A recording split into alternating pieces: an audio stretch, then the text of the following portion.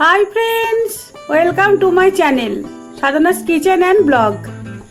আমি ভালো আছি, আপনারা সব কেমন আছেন? আজ তো ইন্টারন্যাশনাল যোগা ডে। যোগব্যায়াম সবারই করা উচিত। আজকে আমরা দুর্গাপুরে একটা যোগব্যায়ামে সেমিনার হচ্ছে আমাদের বাড়ির কাছাকাছি, তাই সকালবেলায় আমরা সেখানে যাচ্ছি। চলুন আমাদের সঙ্গে আপনারাও দেখুন দুর্গাপুরের সকালের রাস্তাটা। যারা দুর্গাপুরে থাকেন তারা তো অবশ্যই বুঝতে পারছেন এই রাস্তা কোনটা। তাহলে আমরা পৌঁছে গেছি এখানে। এবার আমরা হলের মধ্যে ঢুকেছি। দেখুন সবাই বসে আছে, যোগাসন করবে সবাই। এখান থেকে আমরা যোগব্যায়ামের ইন্সপিরেশন পাচ্ছি। প্রত্যেক মানুষেরই আমাদের যোগব্যায়াম করা উচিত শরীরের জন্য। এখন যেরকম দিনকাল পড়ে গেছে, সব কিছু বুঝতে পারছেন তো, শরীরে নানা রকম অসুখ ধরছে।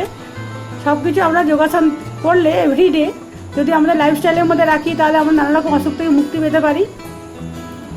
এখানে সব কিছু শেখানো হচ্ছে, অনেক কিছু আমরা জানতে পারছি। ঠিক আছে, যোগব্যায়াম তো হলো। আর যেহেতু আমার রেসিপির চ্যানেল, সেহেতু আমাকে তো রেসিপি দেখাতেই হবে। আমি আজকে দেখাবো ছোটো ছোটো করে ঝুরি আলু ভাজা বা আলুর চিপস, যা খুশি বলতে পারেন। এই দেখুন আমি আলুটা কীভাবে গ্রেট করে নিয়েছি। আমি খুব ছোটো ছোটো একটা গ্রেটারে গ্রেট করেছি আলু। আপনারা চাইলে বড় গ্রেটারের সাহায্যেও আলুর চিপস বানাতে পারেন। দেখুন আমি একটা দেখিয়ে দিচ্ছি যে আমি কীভাবে করেছি, আলুটা গ্রেট করেছি কীভাবে।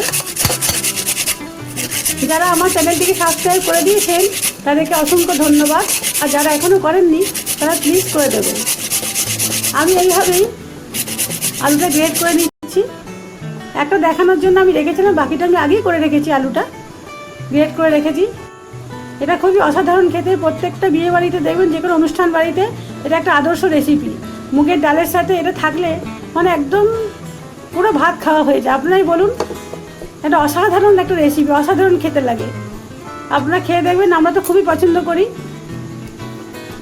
তারপর আলুটা জলের মধ্যে দিয়ে দিলাম, গ্রেট করা আলুগুলো যাতে কালো না হয়। তারপর একটা ছাঁকনির সাহায্যে ছেঁকে নিতে হবে। এইভাবেই আমি পুরো আলুটাই করে নিয়েছি। এই জন্য আপনাদের দেখানোর জন্য আমি একটা আলুকে দেখালাম।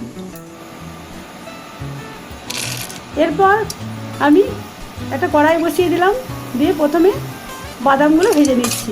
এই রেসিপিটা বানানোর জন্য আমার লাগছে বাদাম, কারি পাতা, বিট নুন, গোলমরিচের গুঁড়ো, তার পরিমাণ মতো আলু।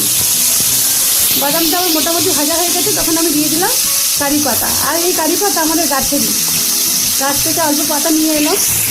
সেটা ভালো করে ধুয়ে নিতে হবে। পাতা তো গাছে পোকামাকড় থাকতে পারে, পরিষ্কার করে ধুয়ে নিয়ে তারপর আমি এটা ভেজে নিচ্ছি। চারিদিকে একটা অসাধারণ সুন্দর গন্ধ বেরিয়ে গেছে।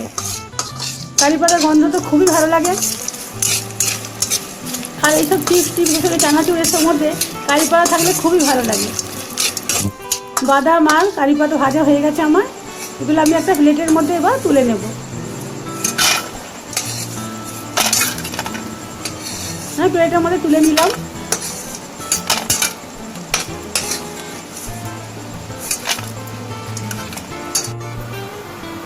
এরপর সাদা তেল দিয়ে দিলাম অল্প।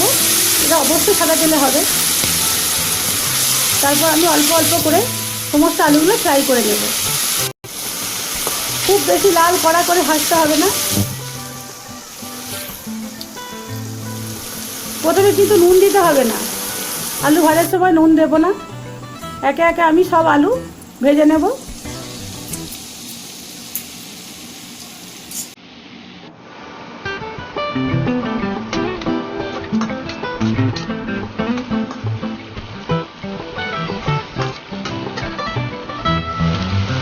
সাদা তেলে ভাজা করলে কোনো প্রবলেমও হবে না।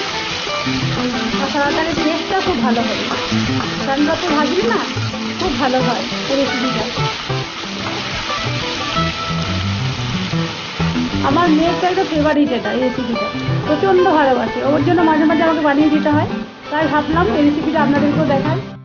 এই দেখুন আমার সমস্ত আলু চিপস ভাজা হয়ে গেছে। আমি একটা পেপারের ওপর রেখেছি। তারপর আমি বাদাম আর কারি পাতা ভাজাটা উপর থেকে দিয়ে দিলাম।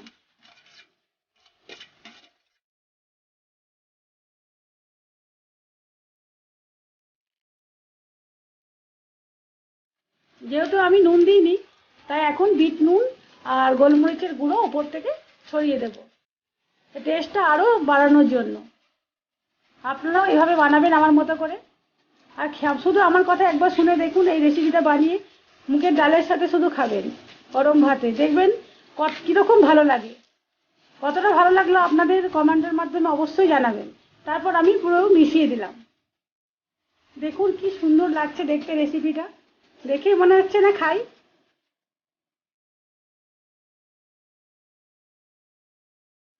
আপনারা আমার মতো করে বানাবেন এবং খাবেন, বাড়ির সবাইকে খাওয়াবেন, আর কেমন লাগলো অবশ্যই জানাবেন।